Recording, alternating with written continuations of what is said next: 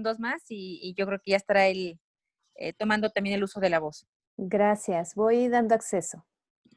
Gracias. Buenas tardes, ya estamos conectados. Gusto saludarlos, doctor Blas Jasso, psicóloga Delia, un placer. Un placer, doctor. ¿Cómo está, doctor? Pues aquí intentando que la tecnología no nos vaya a hacer una mala pasada y con la mayor disposición y muy contento nuevamente de coincidir. No, pues muchas gracias, doctor, por su atención y su tiempo. Un gusto. ¿Y cómo ha estado? ¿Bien? Pues bien en lo general, con muchos retos. Ahí pasando, como todos, seguramente momentos de incertidumbre porque cada vez se cierra más el polígono, o por decirlo de alguna manera, de personas que tienen el contagio. Entonces, redoblando medidas de protección en lo institucional, en lo personal, pero bien en lo general, tratando de mantener la estabilidad también de la institución en estos momentos donde se requiere mucho nuestra intervención en diferentes rubros, mi estimado doctor, como ya ustedes se habrán dado cuenta. Muy bien, pues nos da gusto que esté aquí con nosotros, doctor Alfonso, decirle que ya están aquí partes de nuestros asistentes a esta conferencia. Bienvenidos a todos, Ana María Miramontes, Francisco que entra en este momento, Aymed, Carolina, Edson, a todos, abogados y de diferentes profesiones. Bienvenidos todos a esta conferencia titulada Derechos Humanos y Cultura de Paz. Por aquí ya nos están saludando a través del chat. Bienvenidos, bienvenidos todos. Carla Noriega, bienvenida. Fermín, buenas tardes. Violeta, sean todos bienvenidos. Y bien, pues ya está por aquí el doctor Alfonso Hernández Barrón, quien va a ser el encargado de la conferencia de esta tarde. Bienvenidos, están ingresando todavía más personas. Bienvenidos a todos. Y bueno, pues antes de iniciar, recordarles que tenemos una constancia para ustedes por la participación en esta conferencia. Por favor, dejarnos su correo electrónico y dejarnos su nombre completo, como quieran ustedes que venga en su constancia. Por favor, tenemos que pedirlo nuevamente. Yo sé que ustedes ya pusieron su correo y pusieron sus datos a la hora de inscribirse. Sin embargo, tenemos personas que se inscriben al final, tenemos personas que quizá no se inscribieron a través del link. Entonces, por eso es necesario que se vuelva ahora sí que anotar su nombre completo y su correo electrónico. Decirles que esta conferencia esta intervención del doctor Alfonso será grabada y será posteriormente transmitida a través de la página del secretario general del Ayuntamiento de Guadalajara, el maestro Víctor Sánchez Orozco, quienes les deja un saludo por cuestiones de trabajo. En esta tarde no podrá estar con nosotros, pero estaremos transmitiendo esta conferencia a través de su página. La siguiente semana ya estará lista. Y bien, pues darles nuevamente la bienvenida a los que acaban de ingresar, darle la bienvenida al doctor Alfonso, que ya está aquí con nosotros, al doctor Blas, y recordarles que esta intervención llega gracias a lo que nos permite hacer el Ayuntamiento de Guadalajara, el maestro Ismael del Toro, la Secretaría General del Ayuntamiento de Guadalajara, el maestro Víctor Sánchez Orozco, y el Eje de Educación Emocional, quien se encarga también de generar estos eventos. Y bueno, pues también para que les dé la bienvenida y nos presente el currículum del doctor Alfonso, damos la bienvenida al doctor Blas. Doctor Blas, ¿nos escuchas? Sí, muy buenas tardes tengan todos ustedes. Primero que nada, un cordial saludo por parte del presidente municipal, Ismael del Toro, y el secretario general del ayuntamiento, el maestro Víctor Sánchez. Ambos tenían mucho interés de estar aquí. Bueno, ustedes saben que por esta situación de la contingencia las cosas cambian de un momento a otro, y eso fue lo que pasó. Por parte del Colegio Estatal de Psicólogos en Intervención, también queremos darles la bienvenida. El doctor siempre ha sido una persona muy participativa, muy activa, con el Colegio de Psicólogos, que a título personal le doy muchas gracias, doctor. Siempre como colegio nos ha apoyado y ha estado muy al pendiente de todo lo que hacemos. Es algo que le agradecemos muchísimo. Bueno, si nos permite, maestra Delia, sería leer el currículum del maestro. Así es, para que preséntanos un poquito, doctor, de lo que es la parte académica y toda esa experiencia del doctor Alfonso. Bueno, como todos saben, el currículum del doctor es bastante amplio, pero bueno, trataré de dar lectura rápidamente a lo más significativo. El doctor Alfonso Barrón es abogado por la Bicentenaria Universidad de Guadalajara, máster en Derechos Humanos, Democracia y Estados y de Derecho por la Universidad de Anares en España, maestría en Derecho Público por la Universidad Panamericana, doctor en Derecho por la Universidad de San Pablo, de Madrid, España, doctor en Derecho por el Instituto de Estudios Jurídicos de Occidente. Ha cursado la especialidad en Derecho de las Mujeres por el Instituto Interamericano de Derechos Humanos de San José, Costa Rica, y la especialidad en Políticas Públicas con Perspectiva de Género por la Universidad Iberoamericana Municipalista. Ha participado como ponente y asistente en más de 350 jornadas académicas en México, Francia, Bélgica, Costa Rica, Estados Unidos, entre otras. Fundador e integrante de diversas organizaciones que promueven la cultura, el apoyo a grupos vulnerables y prioritarios, además de sostener de manera constante un fuerte vínculo con la población indígena. Como fundador público ha participado en diferentes cargos en el gobierno del Estado de Jalisco. En el ámbito académico tiene una experiencia de más de 25 años como docente. Es autor y coautor de libros, artículos especializados en derechos humanos. Ha escrito diversas publicaciones literarias y en revistas. Actualmente, presidente de la Comisión Estatal de Derechos Humanos Jalisco, atendiendo a una población de más de 8 millones de personas. Es integrante y vicepresidente de la zona oeste de la Federación Mexicana de Organismos Públicos en Derechos Humanos. Como nos damos cuenta, un personaje académico, un personaje protagónico en el estado de Jalisco en el tema de los derechos humanos. Doctor, muchas gracias por su tiempo y su solidaridad en este evento. Cedemos la voz para el doctor Alfonso. Muchas gracias, doctor. Al contrario, muchas gracias a ustedes. Un gusto saludarles nuevamente y desde luego la formalidad de expresar el reconocimiento al gobierno municipal de Guadalajara, que ha establecido para empezar una coordinación justamente especializada en el eje de educación emocional. Y esto me parece que resulta ya de por sí vanguardista. Conozco al menos la estructura de los gobiernos municipales del estado y creo que es el único municipio de nuestro estado que tiene un área especializada en el tema emocional y seguramente uno de los pocos que podrán presentar una propuesta como esta en todo nuestro país y, por qué no decirlo, en Iberoamérica.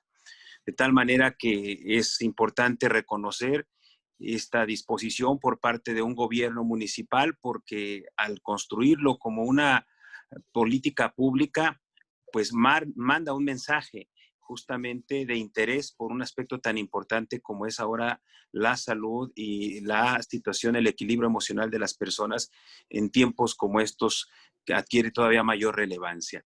De tal manera que dejamos pues ahí este reconocimiento para el presidente municipal, el alcalde Ismael del Toro, y desde luego para el secretario general, quien siempre se ha distinguido por esta vocación social, el licenciado Víctor Manuel Sánchez Orozco.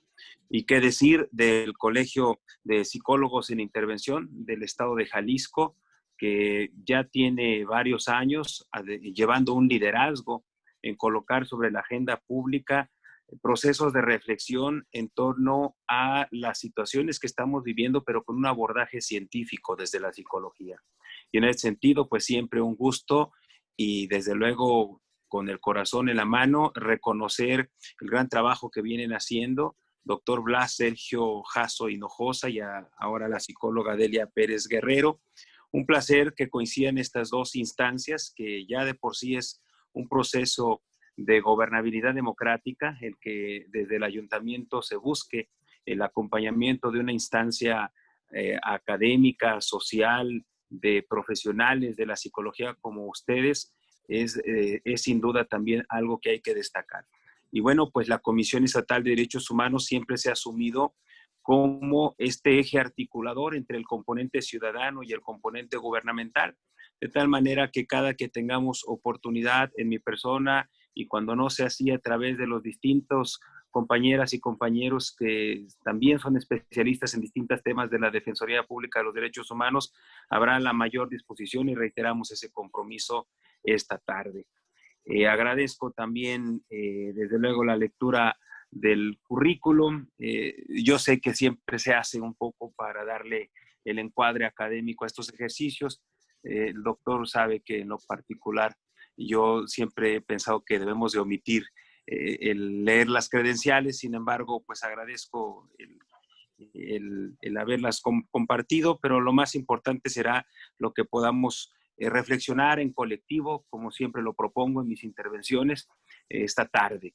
Y desde luego he visto que dentro de los participantes hay gente muy conocedora, hay gente también que integra las organizaciones de la sociedad civil, vi que estaba por ahí Ana María Barajas, entre otros. Un gusto saludarles y qué bueno que se invierta la tarde de este viernes a este proceso de reflexión colectiva, de tal manera que en medio de esta emergencia sanitaria no nos paralice el miedo, no nos paralice la incertidumbre. Sigamos construyendo, e incluso como un proceso hasta terapéutico, podríamos decirlo. No sé, Delia, seguramente algún enfoque desde la psicología debe tener este proceso para que nos ayude a mantenernos vivos, optimistas y activos en medio de una emergencia sanitaria que cada vez crece más, particularmente en nuestro país, y que genera dolor, sufrimiento. En este momento hay muchas personas que han perdido a sus familiares y que viven procesos inéditos, al menos para nuestra generación, puesto que no pueden cumplir con estos procesos de duelo a los que estamos acostumbrados a despedirse de sus seres queridos. Esta misma semana nosotros en la institución de la Defensoría de los Derechos Humanos pues hemos tenido noticias de compañeras y compañeros cuyos familiares han fallecido, y esto desde luego nos lleva a este proceso de reflexión colectiva y la necesidad de estrechar estos lazos, estos afectos, a cuidar las amistades, y a cuidar a nuestros familiares, pero sobre todo a cuidarnos también nosotros mismos, puesto que muchas de las personas o la gran mayoría de quienes hoy se han sumado a esta conferencia, a este ejercicio, pues son líderes sociales, son líderes que encabezan proyectos en beneficio de la colectividad, de tal manera que, insisto, es un gusto ya de por sí el poder coincidir esta tarde para reflexionar sobre un tema del que yo tendré que especificar desde un principio, que lo abordaré de una forma muy peculiar. Y es que el tema que hoy nos convoca es justamente el de derechos humanos y cultura de paz. Y yo partiría desde una pregunta inicial, ¿no? ¿Cómo se construye la paz? Y con un enfoque de derechos humanos. ¿Cómo construimos paz? Escuchamos todos los días, digo, por si fuera poco, la emergencia sanitaria que tiene sus propias tensiones y nos provoca sus singulares incertidumbres, pues permanecen también muchos conflictos. La conflictividad social se hace presente, hay dolor, hay sufrimiento, los delitos siguen presentes en nuestras comunidades, de tal manera que pues, el tema de la paz no se alcanza aún cuando pudiéramos decir la pandemia ha obligado a un confinamiento social.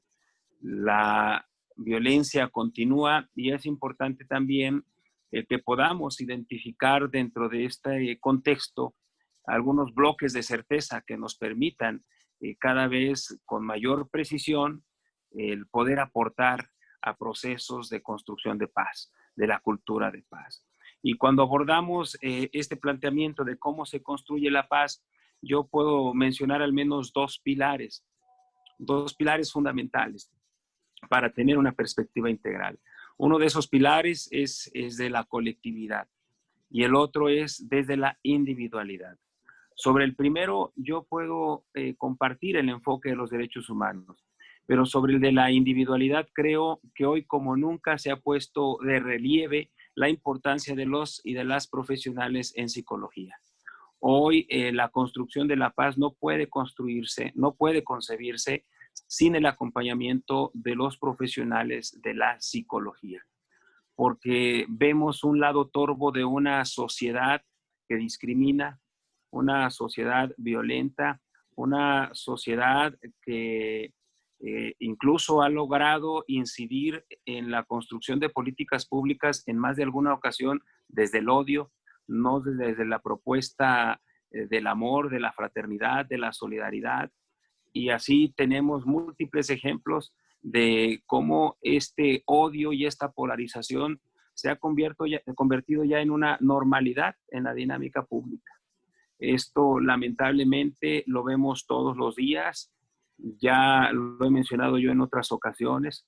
Anteriormente pasaban los procesos electorales y pues uno sabía que venía un proceso de ajuste en los temas administrativos, en los temas de la vida pública, pero hoy pasan los procesos electorales o más bien pasa la jornada electoral y pareciera que las campañas de desacreditación y de confrontación no cesan. Y ahora entran hasta lo más íntimo de nuestras familias, de nuestros hogares, a través de las redes sociales cuando no se utilizan de la forma más positiva como lo estamos haciendo esta tarde. De tal manera que en este contexto, las generaciones que todavía nos mantenemos vigentes en la vida pública, que ya somos generaciones, pues ciertamente no dejamos de sentirnos jóvenes, pero ya también debemos reconocer que las nuevas ciudadanías tienen dinámicas distintas, ya las propias nuevas tecnologías han construido una ciudadanía con competencias diferentes y entonces es muy complejo, insisto, el construir desde la sola perspectiva del gobierno la paz. Ya no es posible. No hay gobierno en el mundo que pueda construir por sí solo procesos de cultura de paz. Me parece, una irresponsabilidad social el suponer que los gobiernos van a construir la cultura de paz. Hoy ciertamente tienen responsabilidades, pero en buena medida es fundamental la participación de la ciudadanía. De tal manera que, pues, esta tarde, estimado doctor Blas, amiga Delia, pues yo les voy a aportar el enfoque de los derechos humanos. En el otro, ustedes son los especialistas en esa parte de cómo recuperar la autoestima, el amor, actuar con asertividad, colocar todos estos valores que hemos perdido y que tienen que convertirse en políticas públicas. Hoy tenemos que construir políticas públicas para el amor, para la solidaridad.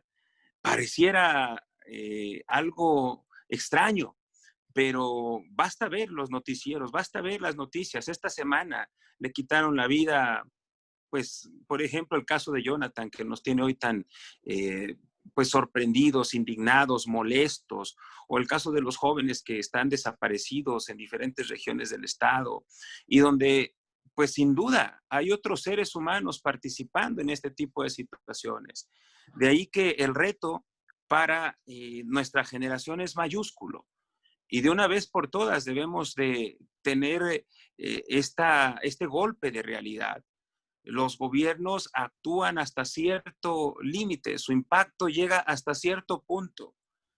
El resto tenemos entre todas y todos que construirlo, que hacerlo posible. Bien, pues retomando la perspectiva que puedo compartir con ustedes en relación con el pilar de la colectividad, lo mejor que hemos construido como humanidad son los derechos humanos. Es el decantamiento de múltiples procesos históricos que nos han llevado a tener ciertos bloques de certeza, que los concebimos como derechos y libertades mínimos e indispensables para garantizar la dignidad humana.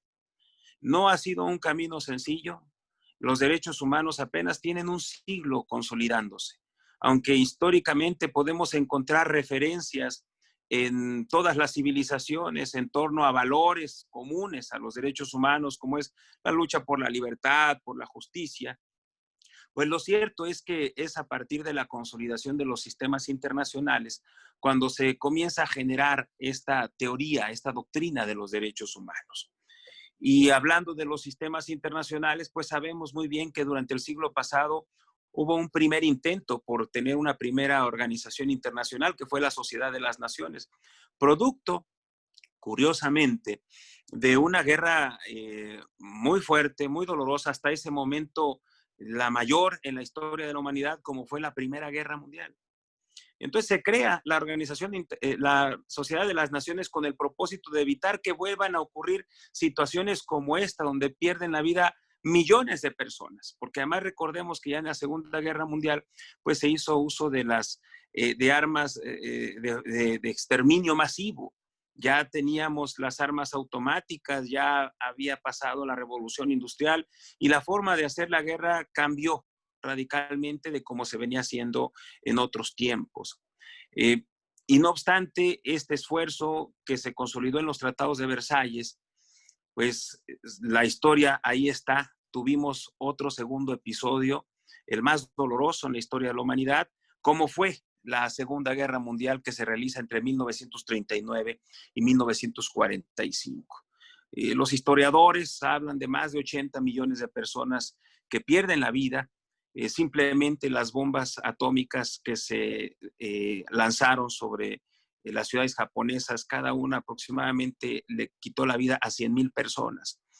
De tal manera que después de estos episodios dolorosos, la comunidad internacional tiene los escenarios propicios para reflexionar y consolidar mecanismos de no repetición, que yo espero que también esta pandemia nos genere un escenario similar de aprendizaje y de reflexión para volver los ojos sobre las cuestiones elementales, ¿verdad? Porque pareciera un sinsentido que ahora veamos, por ejemplo, cómo hay agresiones contra el personal de salud. Uno no se lo explica, cómo una sociedad ha llegado a estos niveles de odio y de locura. Yo no sé si valga la palabra, pero debemos voltear hacia lo elemental nuevamente. Y yo espero que así como ocurrió después de estos dos grandes episodios que dieron pie al surgimiento de los organismos internacionales, pues también después de este tiempo en que el mundo de alguna manera se ha detenido, tenga oportunidad también de replantear la forma de organización pública colectiva. Después de la Segunda Guerra Mundial, como ya mencionaba, surge la Organización de las Naciones Unidas. Y esta Organización de Naciones Unidas va con el propósito de evitar nuevamente, ahora sí, con mayores mecanismos, subsanando las deficiencias o las insuficiencias que tuvo el primer intento con la Sociedad de las Naciones, e intentan consolidar un organismo internacional que desde el principio nace con el enfoque de los derechos humanos, es decir, de colocar la dignidad en el centro de la atención de la comunidad internacional. Y desde entonces se establece a través de los principios del derecho internacional que todo lo que ocurra con las personas en cualquier parte del planeta es de interés de la comunidad internacional.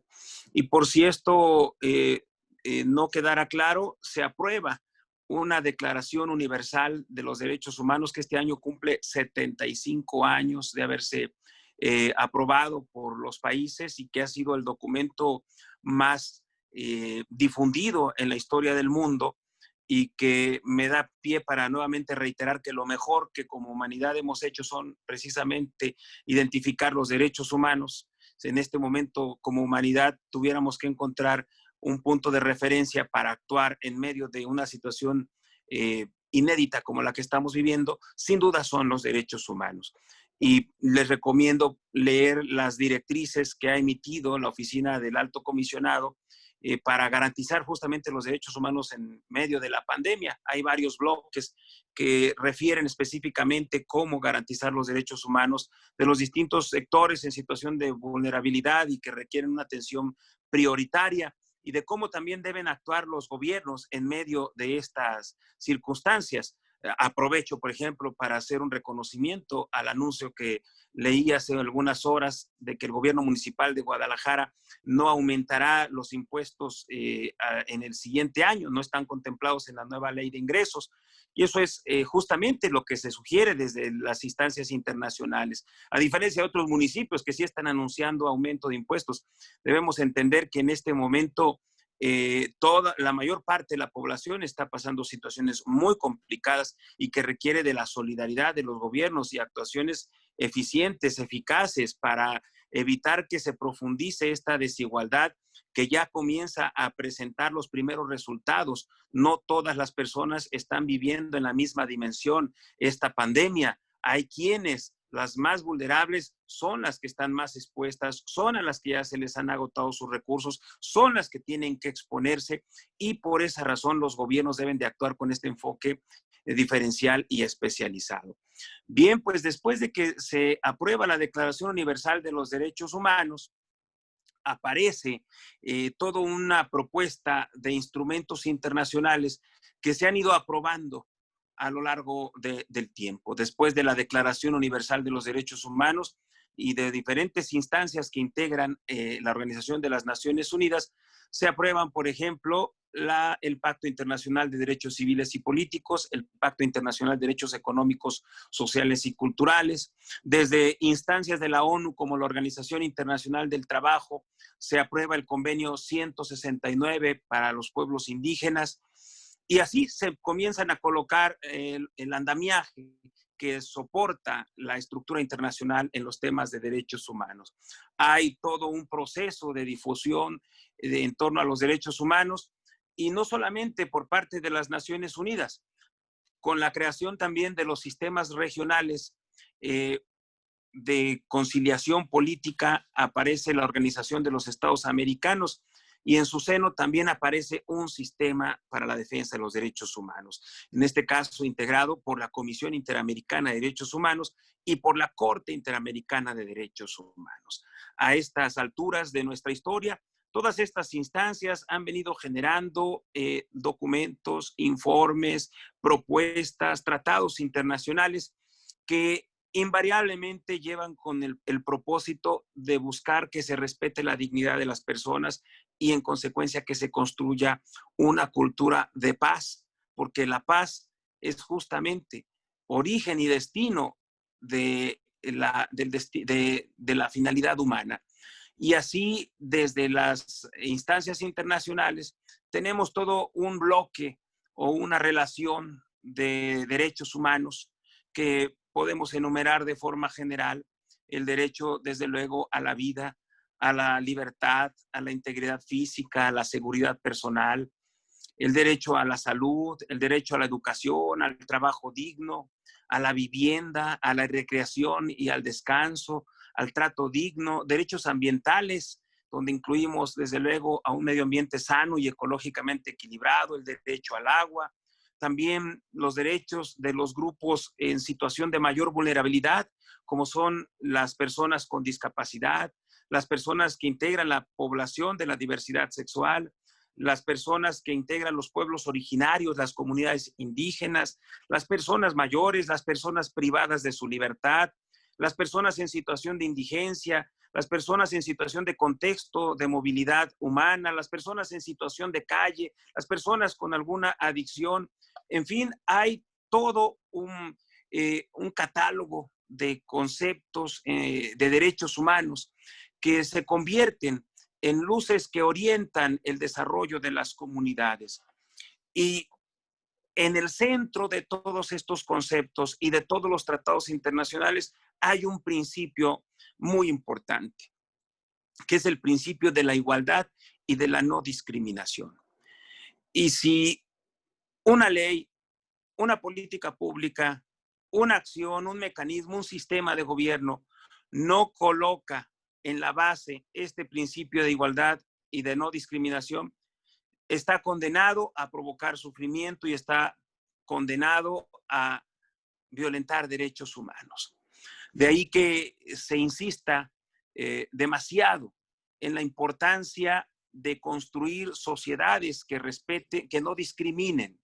Y esto no resulta sencillo porque, como ya comentamos, ahora los gobiernos cumplen una función, pero pues lamentablemente aparece un lado torvo de una sociedad que con frecuencia presenta esta perspectiva clasista, racista, de discriminación, de maltrato y de violencia contra las personas.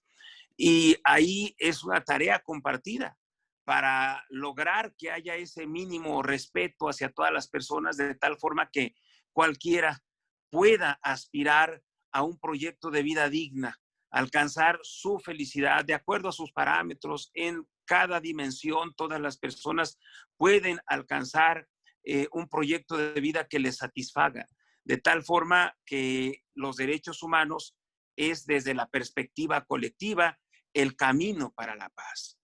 Lo decía el propio Papa Juan XXIII, conocido como el Papa Bueno, que por cierto fue santificado junto con Juan Pablo II, si mal no recuerdo, y después de aquel Concilio Vaticano II, él señalaba que el camino para la paz es el respeto a los derechos humanos.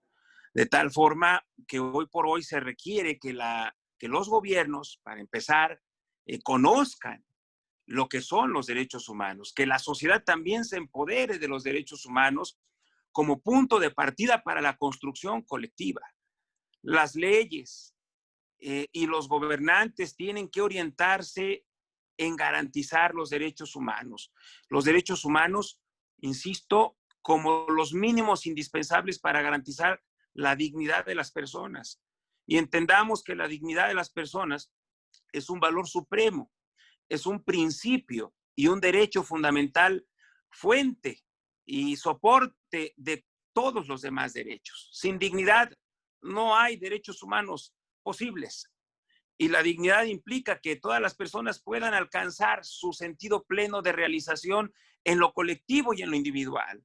Todas las personas somos diferentes, pero cada quien en su dimensión, y esto seguramente lo podrán explicar mejor nuestros profesionales de la psicología, cada quien en sus escenarios puede alcanzar a plenitud sus aspiraciones, de tal manera que ahí encontramos la forma de combatir estas desigualdades estructurales a partir del respeto a la dignidad. Hay quienes, para sentir que viven de forma digna, requieren de muchos satisfactores materiales. Bueno, eso ya será motivo de otro análisis, ¿verdad? Porque también nos hemos perdido en una sociedad consumista. En estos momentos, sin duda, la reflexión es inevitable.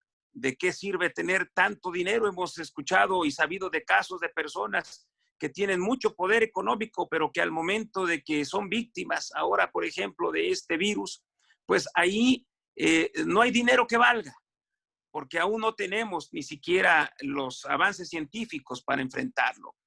De tal forma que, insisto, independientemente de la posición económica, todas las personas podamos construir nuestra dignidad en un marco de respeto y de garantías. Así, lamentablemente, tenemos en México y en el mundo un déficit en el cumplimiento de los compromisos que se han construido a nivel internacional. Y no es que desde el extranjero o desde instancias internacionales tengan que decirnos cómo hacer las cosas, porque tampoco funciona. La globalización solo tiene sentido cuando va de lo global a lo local y de lo local a lo global.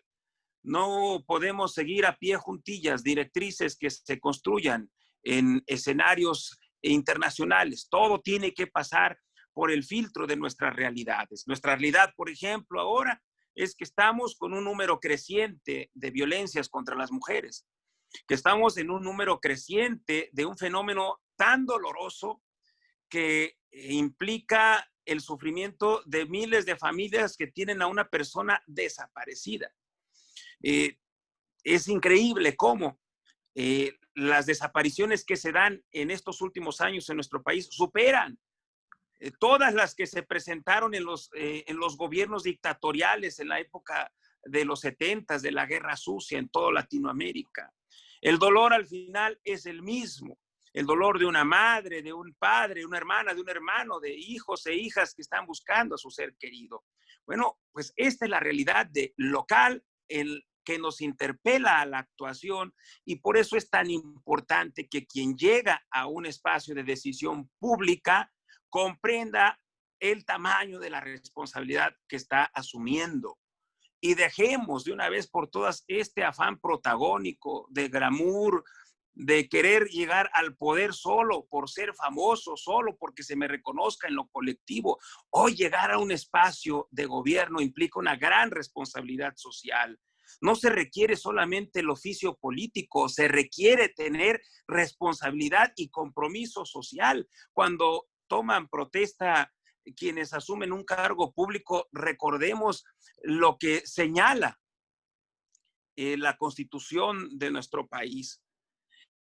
Cuando dice en su artículo primero, en los Estados Unidos mexicanos todas las personas gozarán de los derechos humanos que contiene esta Constitución y los tratados internacionales. Y esto lo relaciono al momento en que se hace la toma de protesta. Cuando un servidor público, ustedes seguramente mentalmente recordarán esas palabras sacramentales de la rendición de protesta ante las personas antes de asumir un cargo. Se dice palabras más, palabras menos. Protesto cumplir y hacer cumplir la Constitución y las leyes que de ella emanan. Bueno, pues hoy tenemos un nuevo bloque de legalidad que son los derechos humanos, y hay tratados, son los instrumentos internacionales en materia de derechos humanos, y hay tratados vinculados con las diferentes agendas de derechos. De tal manera que hoy, insisto, el camino hacia la paz pasa irremediablemente por el conocimiento y el respeto de los derechos y las libertades fundamentales. La última versión de la Declaración Universal de los Derechos Humanos considero que es la Agenda 2030 y los 17 Objetivos para el Desarrollo Sostenible. Nos presentan una serie de acciones que los gobiernos se propusieron alcanzar justamente dentro de 10 años. Esta se aprobó en el 2015, ha transcurrido un tercio desde entonces. Nos quedan 10 años para lograr que estos objetivos del desarrollo sostenible se alcancen, y todavía tenemos grandes retos en nuestras comunidades.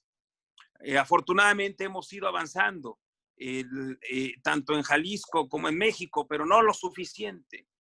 Y hoy, como nunca, compartirles a quienes desde la sociedad civil, desde el activismo, desde la academia, desde el servicio público, estamos llamados a trabajar por la paz a partir del respeto a los derechos humanos. Pero insisto, y para abrir un espacio de preguntas y respuestas, que me gustaría que tuviéramos mayor oportunidad de poder dialogar, dada la calidad también de quienes hoy nos están acompañando, el propio doctor Blas Jasso y las y los asistentes, cerrar con este llamado, y seguramente nuestros compañeras y compañeros profesionales de la psicología podrán aportarnos este enfoque, cómo despertar desde lo más íntimo de las personas esta vocación por los derechos humanos y por la paz, cómo frenar desde la perspectiva de análisis personalísima estas actitudes de odio, de agravio, de violencias contra las personas que nos rodean. Hoy más que nunca requerimos, insisto, trabajar y darle mayor importancia a los procesos terapéuticos, a los procesos de atención profesional, con este enfoque de la psicología aplicada a la comunidad, porque algo se ha dañado en la psique colectiva que nos ha llevado a normalizar las violencias, a naturalizar las acciones de agresión, y sin la sociedad no habrá gobierno ni leyes suficientes para alcanzar la paz. Si me permiten abrir aquí el espacio, o al menos un primer espacio para las preguntas y respuestas, y que no se convierta esto en un monólogo, me gustaría mucho también retroalimentarme de quienes hoy nos acompañan. Muchas gracias, doctor Alfonso. Sí, comentarle que tenemos personas que nos visitan y que están aquí presentes de varios estados y muchas personas los saludan, doctor. Está por aquí Elizabeth, nos están visitando aquí desde Chilpancingo. Carlos Guzmán le saluda también. Y también están aquí desde la Ciudad de México saludándole, doctor. Y la doctora Sandra Paredes también, quien es directora del primer centro de mediación en la Universidad de Guadalajara.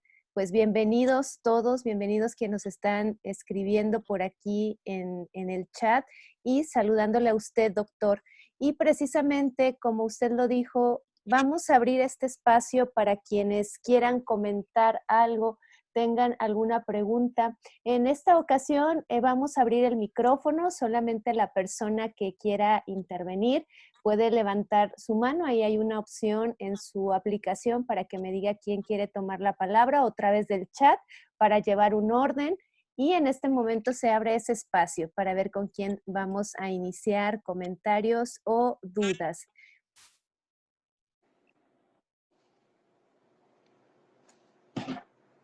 Su nombre, por favor, y cuál es su pregunta o comentario.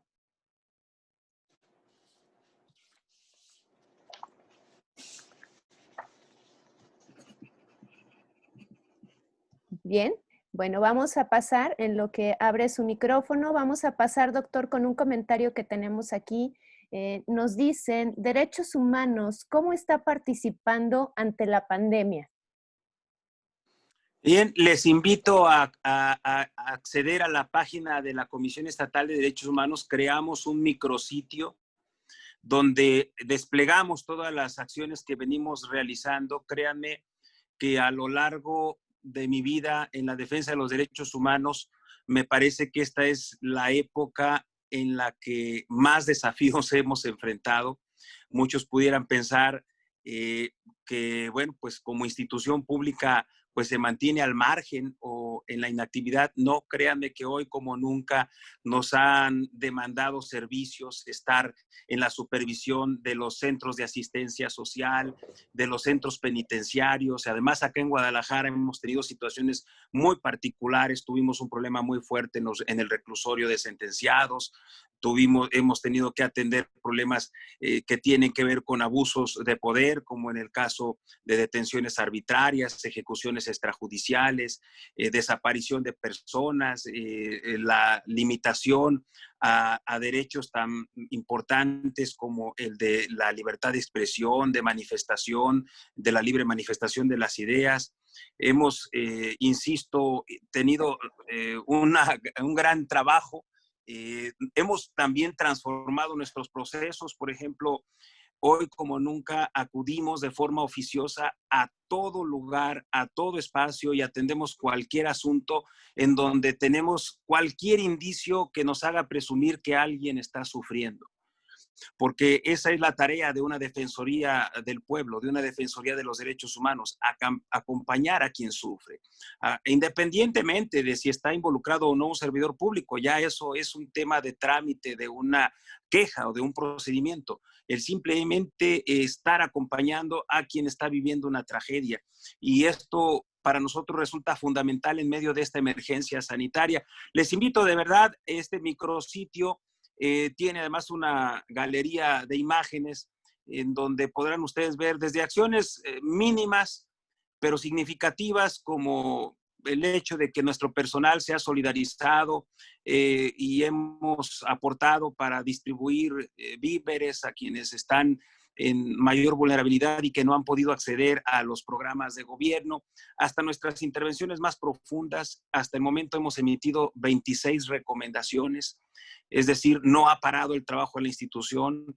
Es el año en que más informes especiales hemos emitido y esto nos permite colocar con la lupa en aquellos problemas más dolorosos. Seguimos acompañando a las mamás y a los colectivos que buscan a personas desaparecidas. Pero además en este micrositio ustedes podrán encontrar todas las acciones que están haciendo los gobiernos, de tal forma que ahí ustedes podrán también buscar qué puede ser de ayuda para ustedes o para a alguien que ustedes conozcan y que atraviesa por una situación muy complicada. Insisto, me abrumo tratando de recordar todo lo que estamos haciendo, pero además aprovecho para hacer un reconocimiento al personal de la Comisión Estatal de Derechos Humanos de Jalisco, que han estado ahí venciendo, desde luego, con los cuidados necesarios, pero venciendo este temor que a todos nos asoma cuando tenemos que salir al espacio público y no sabemos en qué momento podamos encontrarnos muy cercanos al virus o al contagio, pero ahí ha estado nuestro personal y en este momento también seguimos las 24 horas, todos los días del año. Si ustedes llaman hoy a las 3 de la mañana, o llaman el domingo, o llaman cualquier día de la semana, van a encontrar a alguien dispuesto para actuar de inmediato. Muchas gracias, doctor. Buenas tardes, le dice Mariluz Sandoval de Parlamento de la Mujer Jalisciense, bienvenida. También le están saludando, doctor, desde la Comisión Estatal de Derechos Humanos de Guerrero. Bienvenidos a este espacio. Aurelio Jaramillo desde Chihuahua. Y también desde el Instituto de Justicia Alternativa del Poder Judicial del Estado de Chihuahua, gracias por estar aquí presentes. Y por aquí nos están haciendo otra pregunta, doctor, que es muy común y usted también lo acaba de mencionar ahorita en su intervención. Nos preguntan cómo podemos construir una cultura de paz en un contexto donde la inseguridad y la violencia nos está rebasando. ¿Qué opina usted, doctor? Bien, antes que nada, desde luego responder todos esos muestras de afecto y los saludos que nos están enviando desde diferentes estados y desde otras instituciones hermanas, compañeras y compañeros del servicio público.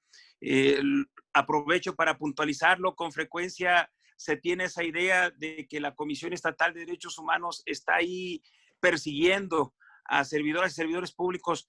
No es así.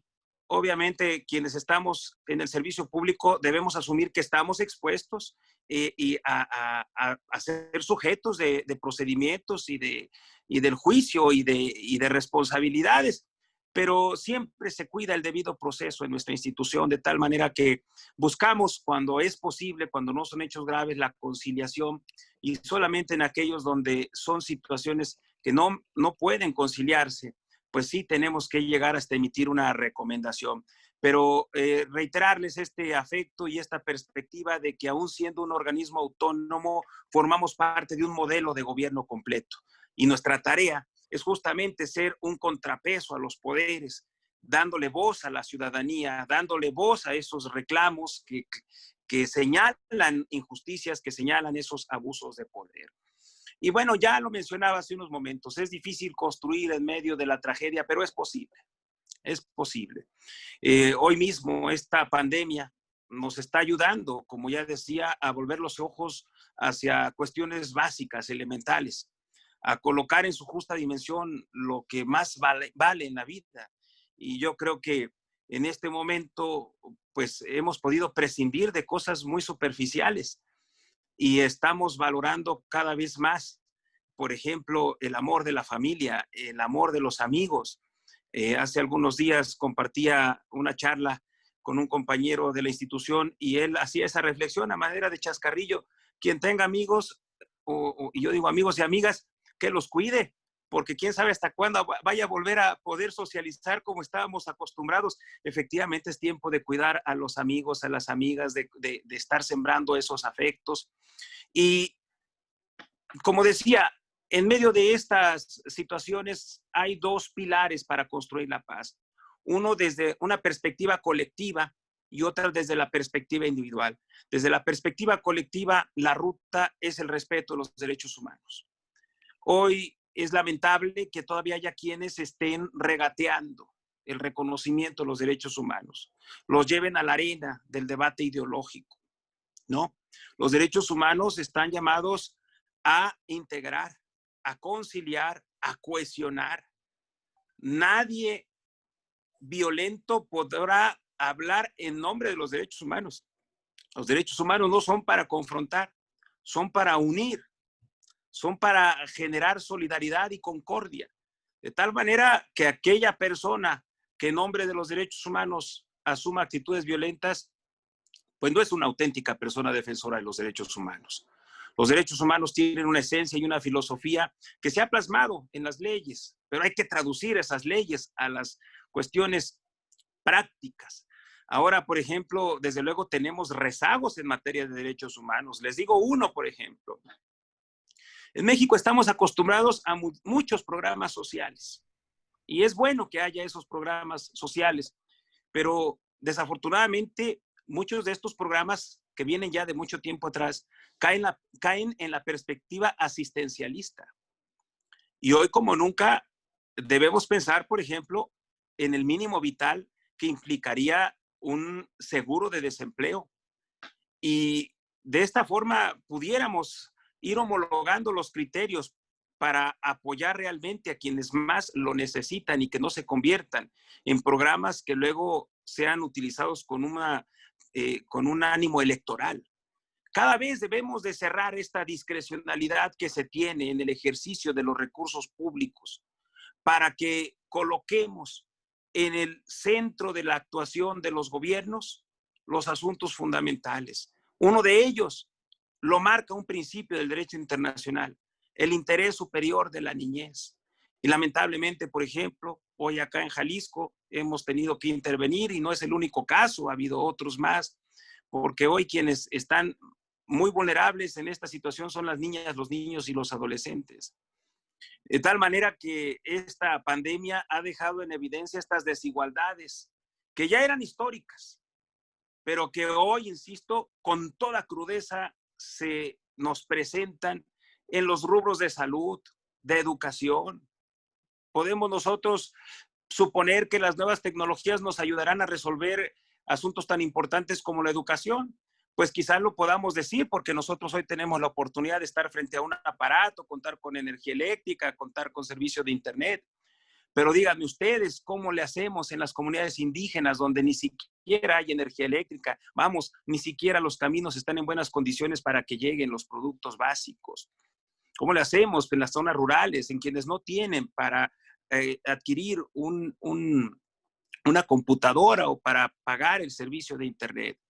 De tal manera que ahí están las desigualdades desnudando nuestra realidad e interpelándonos, insisto, a los gobiernos ciertamente, pero luego se vuelve muy cómodo siempre estar diciendo, es que el gobierno tiene que resolverlo.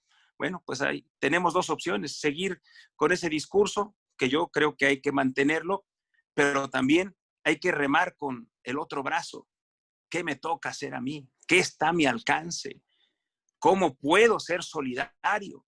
Crear estas redes de apoyo familiares, comunitarias, institucionales.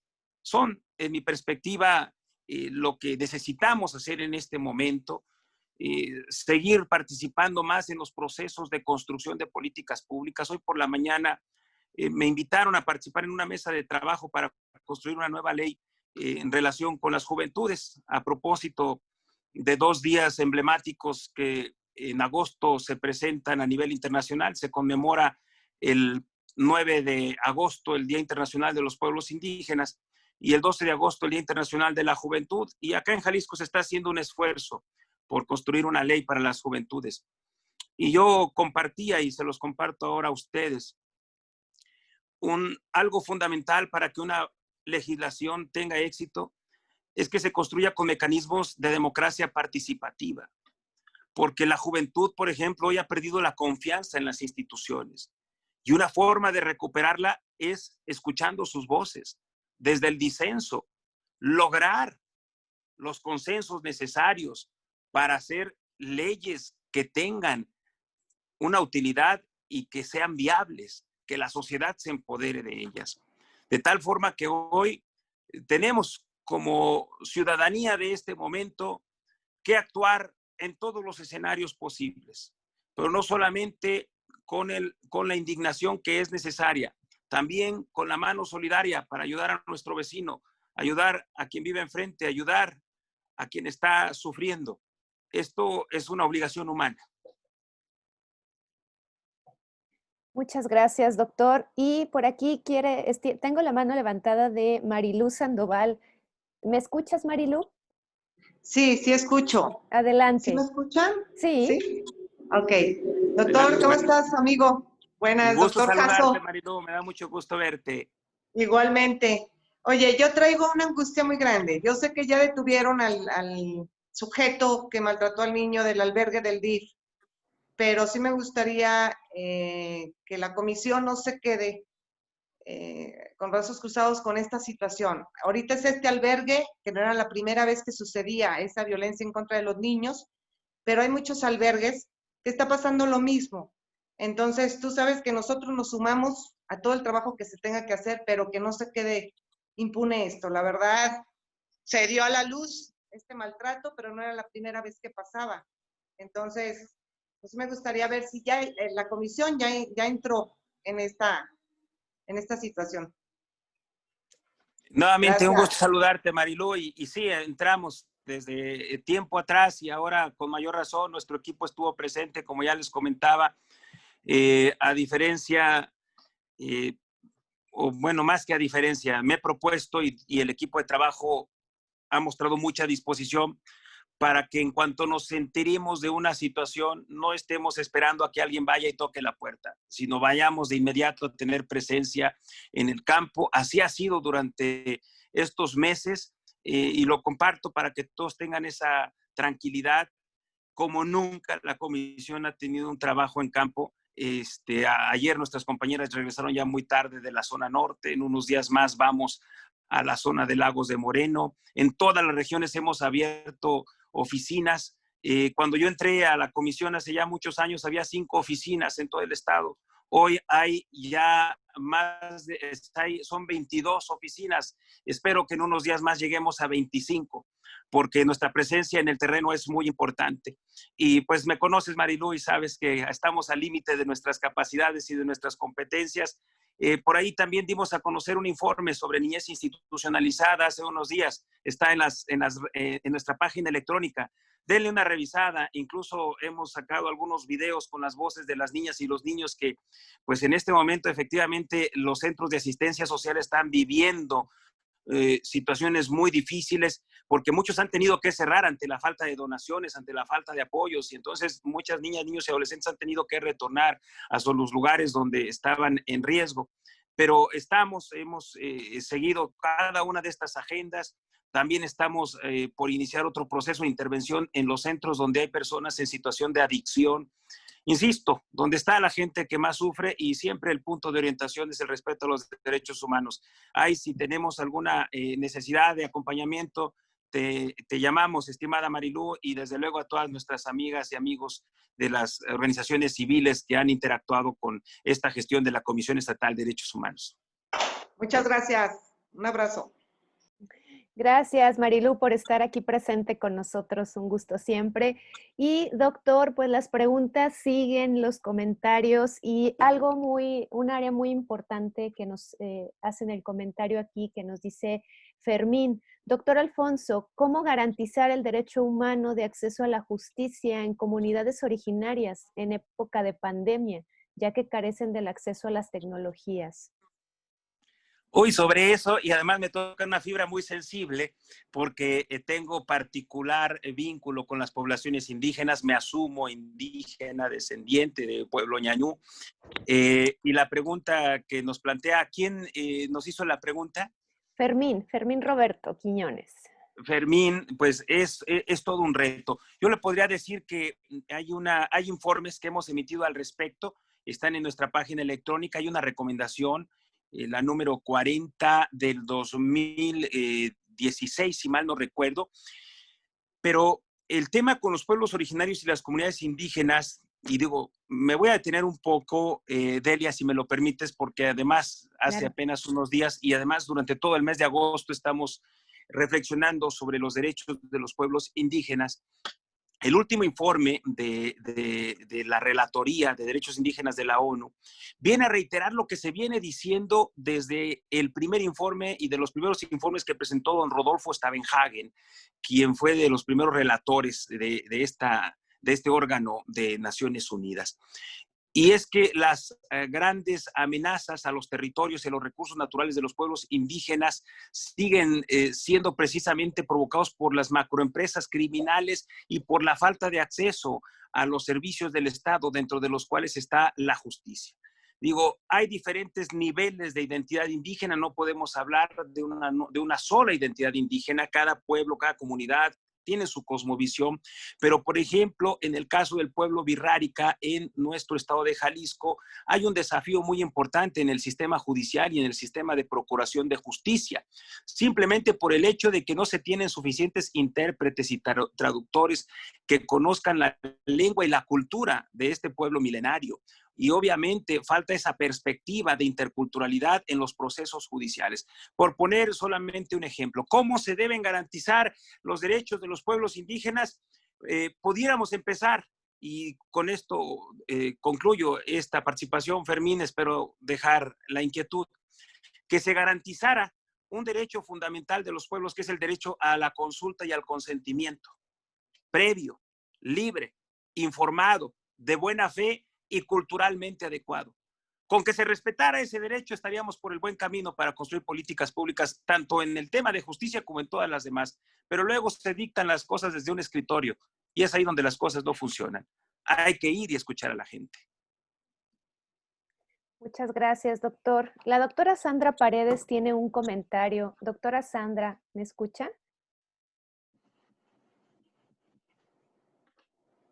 Sí, buenas tardes. Muchas gracias por la invitación a esta charla tan importante y felicidades para el doctor ponente, ¿no? Pues yo creo que algo muy importante que hemos detectado, yo soy directora del Centro Público de Mediación de CUSEA como primer centro universitario y sí nos preocupa muchísimo que nos han abordado personas de la tercera edad, en donde ahorita tenemos un caso en específico, en donde la persona ya va a cumplir 70 años y le toca cuidar a sus nietos.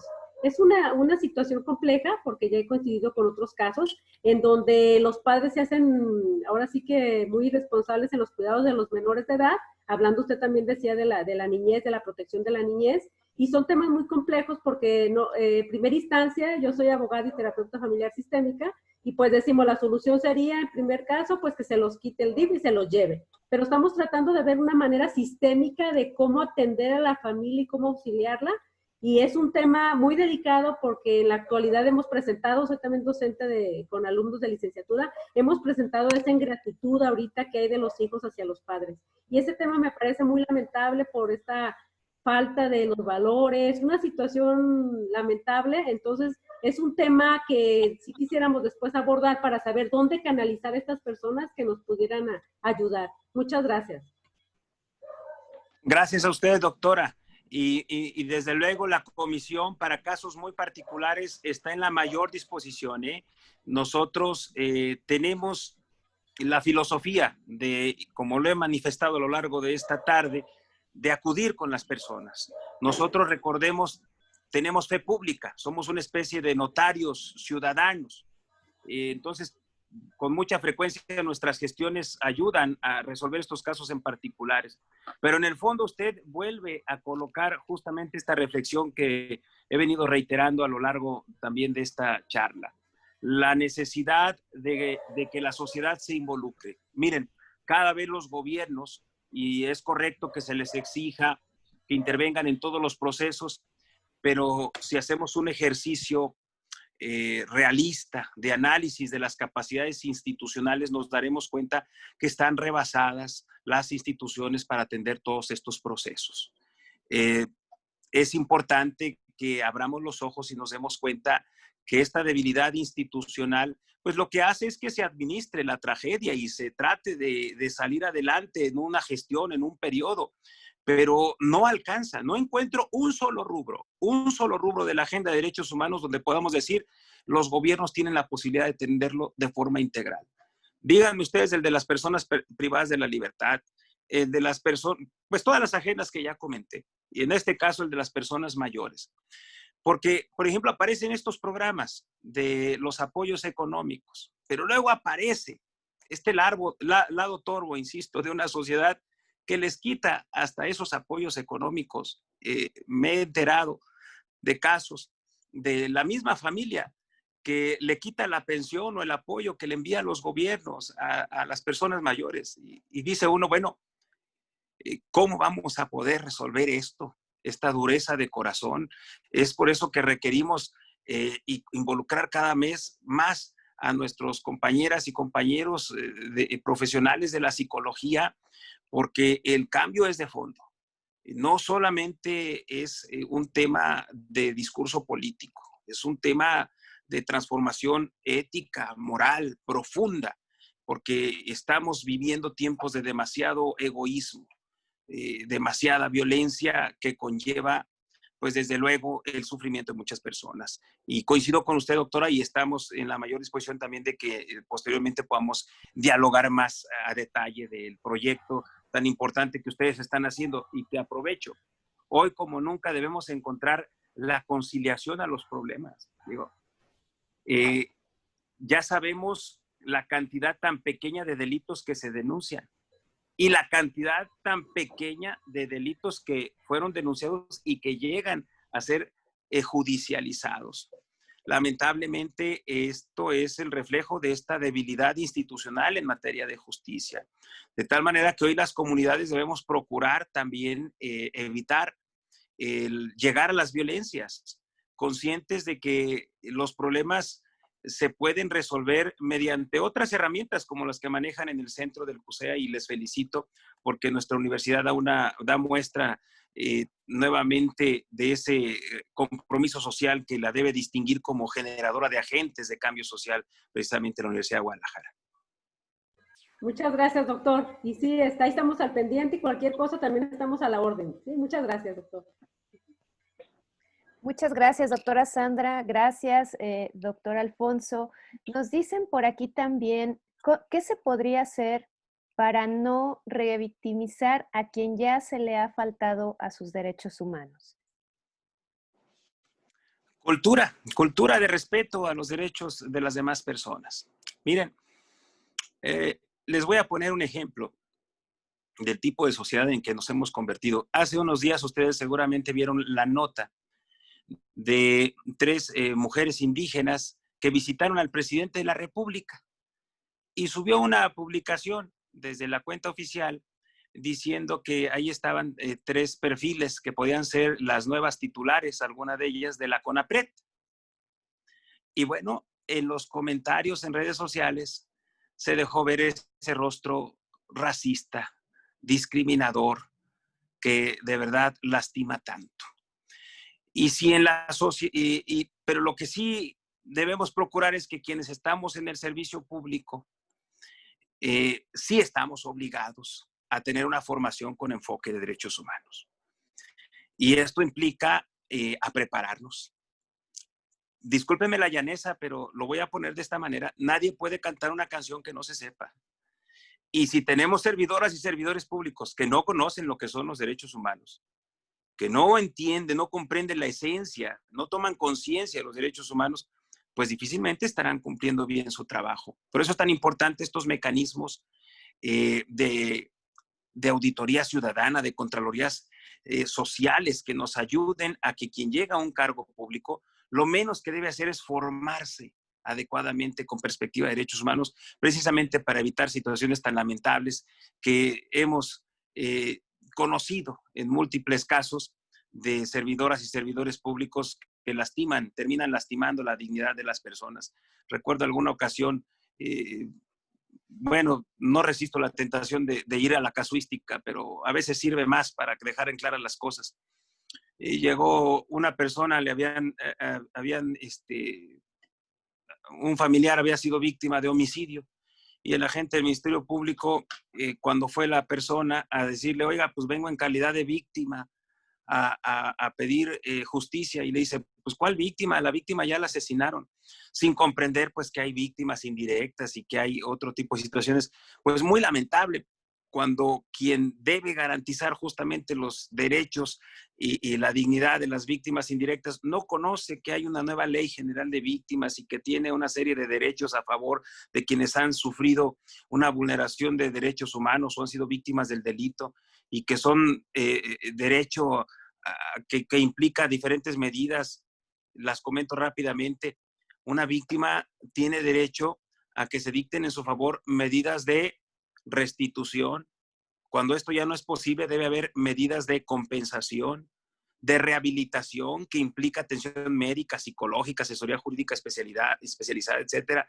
medidas de satisfacción, el acceso a la verdad, a la justicia y desde luego garantías de no repetición. Y sí resulta muy lamentable cuando en el servicio público hay personas que no comprenden que es responsabilidad justamente de los agentes de los distintos gobiernos el garantizar todas estas medidas. Entonces hay que insistir mucho. Viene un proceso electoral el siguiente año. Hay que cada vez colocar más este enfoque como ciudadanía para pedirles que tengan un compromiso claro con el respeto a los derechos humanos y que pues, el personal que se incorpore a las administraciones públicas tenga precisamente este conocimiento básico.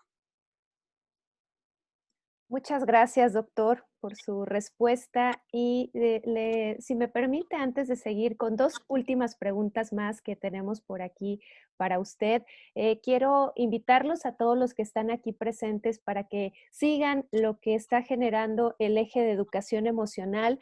Comentarles que el próximo lunes 17 tendremos un tema también muy interesante que es el rol de los medios de comunicación y la cultura de paz. Será este lunes 17 a las 5 de la tarde. Tendremos también el jueves 20 a las 6 de la tarde una conferencia con el doctor Calixto, Eduardo Calixto. Él es un neurofisiólogo quien nos va a estar hablando cómo se generan desde nuestro cerebro las emociones y cómo controlarlas. Este es un tema muy interesante. Y también para este mes tendremos la presentación del libro Una oportunidad más, que fue escrita por un elemento de la policía del municipio de Guadalajara. Tendremos esta presentación del libro el próximo lunes 24 de agosto. Son algunos eventos que por parte del eje de educación emocional tendremos. Estar al pendiente, por favor. La forma de inscripción ustedes ya la conocen. En las redes sociales del maestro Víctor Sánchez es donde se estará publicando también estos eventos, y también cualquier duda de sus constancias, por favor, está por aquí Luis Suazo, quien agradecemos también su presencia, su apoyo. Él ahorita estará escribiéndoles en el chat su correo electrónico para si tienen alguna duda, algún comentario, también puedan dirigirse con él. Y bien, pues quisiera ceder la voz para que nos diga su comentario a Francisco Calvario. Francisco, ¿nos escuchas? ¿Estás por aquí, Francisco? Sí, sí, los estoy escuchando. Adelante, Francisco. Me pareció muy interesante tu comentario, por favor. Sí, claro, independientemente, pues sabemos que los derechos humanos por el momento es un auge, pero asimismo, ¿qué sucede con los derechos humanos en cuestión de los elementos operativos? Cuando al momento que deben de realizar el uso racional de la fuerza, independientemente tenemos que trabajar de esta manera, pero se ha victimizado mucho esta parte. Gracias, Francisco. Y coincido totalmente contigo.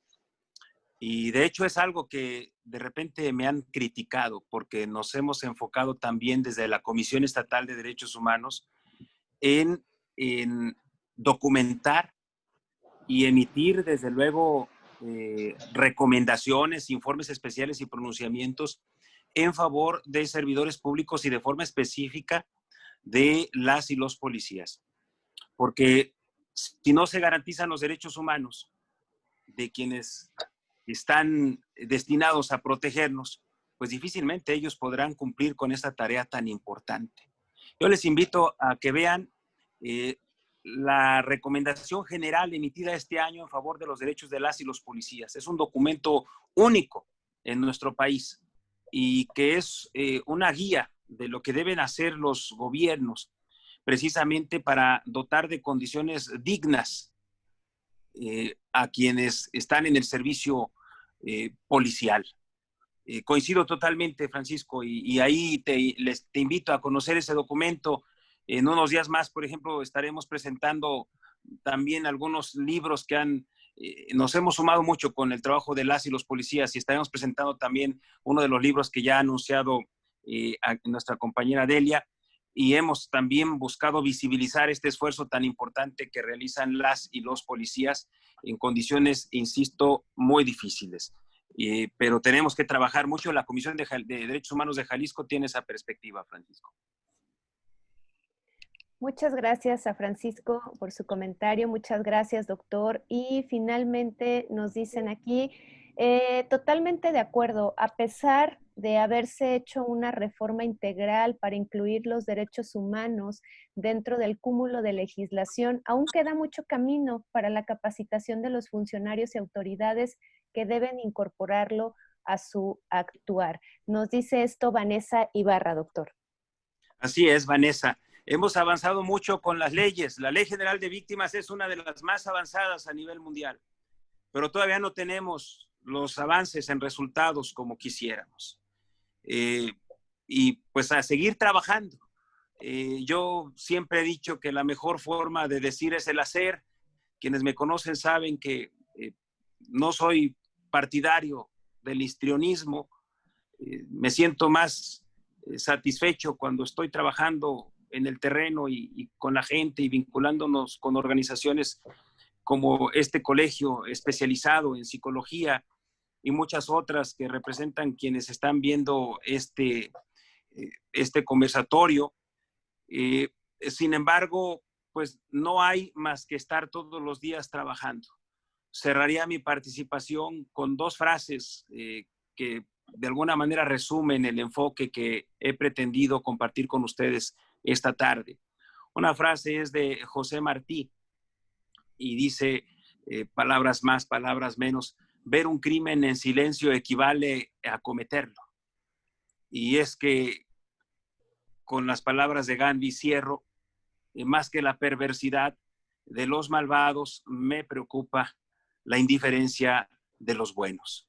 De ahí que pues no nos toca más que actuar, sentir el llamado a la acción colectiva, a nosotros y nosotras mismas, hacer lo necesario para conocer a fondo lo que son los derechos humanos, no dejarnos llevar por quienes se cobijan con banderas que no les corresponden. Los derechos humanos son para construir desde la paz, desde la solidaridad, desde la humildad, pero también desde luego con la firmeza que exige el respeto a la dignidad de las personas.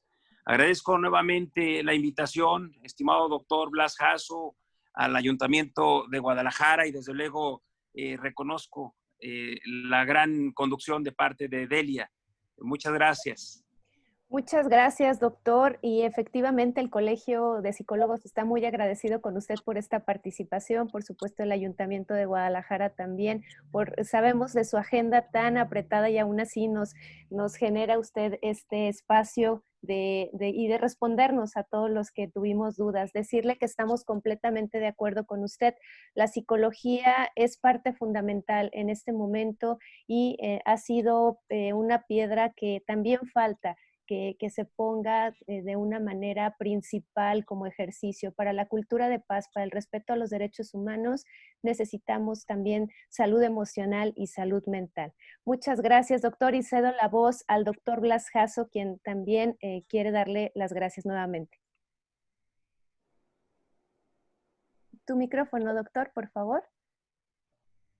Gracias. Doctor, pues siempre es un placer escucharlo. La verdad es un deleite. Aquí podríamos estar 5 horas oyéndolo y no nos vamos a cansar. Yo quiero agradecerle por parte del presidente municipal su presencia, por parte del maestro Víctor Sánchez, quien es el artífice de todas estas conferencias que hacemos, y a nombre propio por parte del Colegio Estatal de Psicólogos. También la maestra Delia, quiero agradecerle. Ella es quien coordina el eje de educación emocional del ayuntamiento.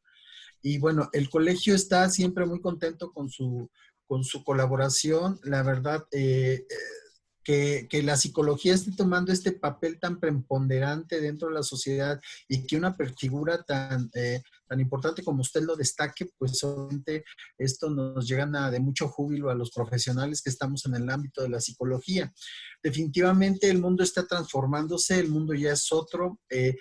Lo más importante que me gusta de sus palabras, doctor, es que todo el mundo está hablando de una pandemia sanitaria, todo el mundo está hablando de terrorismo emocional, pero no nos damos cuenta que estamos frente a una pandemia emocional también. Es decir, las personas, si no se les atiende desde la perspectiva emocional, químicamente biológicamente se sabe que en el momento en que el cuerpo baje las defensas y esté vulnerable fisiológicamente y emocionalmente frente a un evento como el que estamos, va a generar un problema bioquímico en el organismo que va a terminar en algún tipo de enfermedad, en algún tipo de situación. Entonces, la verdad, qué satisfacción escuchar que usted le dé precisamente esa prioridad a la parte psicológica que no lo hemos escuchado en muchos lados. Entonces, por esto, nuestro mayor reconocimiento, doctor. De verdad, muchas gracias. Y bueno, queremos hacerle entrega de un pequeño, bueno, no pequeño, pero importante presente. Si nos permite, claro. Claro que sí, estimado doctor, muchas gracias. Y agregaría yo ahí, me permito esta licencia, escuché hace algunos meses que en la canasta básica de cualquier persona, además de pues, las frutas, los alimentos, etcétera, debemos colocar también la atención psicológica, la atención que nos permita tener ese equilibrio emocional. Yo estoy convencido de que así es, mi estimado doctor, y ustedes son grandes aliados para la defensa de los derechos humanos con esa transformación profunda de valores y de perspectivas que requiere una sociedad que perdió el rumbo en medio de tantas superficialidades, de tantos espejismos que han terminado por confundir a la especie humana. Gracias, doctor. Y mire, tenemos este reconocimiento que le hace entrega el Gobierno de Guadalajara y la Secretaría General, y dice así: el Gobierno de Guadalajara, a través de la Secretaría General, otorga el presente reconocimiento al doctor Alfonso Hernández Barrón por su valiosa participación en esta conferencia titulada Derechos Humanos y Cultura de Paz, Guadalajara, Jalisco, 14 de agosto del 2020, nos firma nuestro presidente municipal, Ismael del Toro Castro, y el maestro Víctor Manuel Sánchez Orozco, quien es, como ya lo comentaba el doctor, quien nos ha permitido la generación de todos estos eventos. Doctor Alfonso, muchas gracias por su participación y le haremos llegar este reconocimiento. Un abrazo a todas y a todos. Y muchas gracias a todos por su presencia, por su participación. Esperamos verlos en los próximos eventos. Gracias por haber estado aquí. Nos vemos para la próxima. Hasta luego. Gracias, doctor Blas. Gracias, doctor Alfonso. Hasta luego, Marilu. Gracias. Con gusto. Marilu, ¿cómo estás, Marilu? Hasta luego. Gracias, saludos, Delia, doctor Cas. Que estés muy bien. Doctor Tania Cas. Trujillo, gracias. Bye, Tania. Colega Luis Santos, muchas gracias por estar presente. Al contrario, maestra, mucho gusto, gracias. Un honor para mí compartir la información. Gracias por todo usted y el maestro Blas. Con mucho gusto. Sofía, Sandra Ríos, doctora Sandra Paredes, Jesús, Ana Miramontes, muchas gracias. Adriana también, ya vi que estás por allá. Jacqueline Vargas, gracias por haber estado aquí. Gracias Sofía Vargas. Gracias, un gusto. Saludos desde el Estado de México. La verdad es que es una información que nos da muy completa, con datos, pero sobre todo con esa calidez y con esa humanidad. De verdad, mis felicitaciones a todos los organizadores, a ustedes por la gran labor que hacen, y pues con gusto los vemos desde aquí, desde el Estado de México. Hasta pronto. Muchas gracias, Sofía. Un gusto que estés con nosotros. Que estés muy bien. Jesús López. Adalberto, muchas gracias. Francisco, gracias. Francisco Calvario, gracias por haber participado desde tu coche, con cuidado. Muchas gracias, saludos. Que estés muy bien. Víctor Manuel Ruiz, también lo veo por ahí en su coche, con cuidado.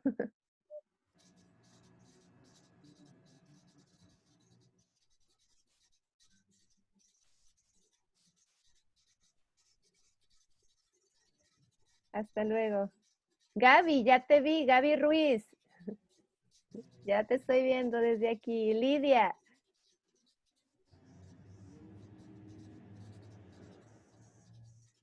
Juan José Celis, con cuidado también que vas manejando. Gracias por estar presentes.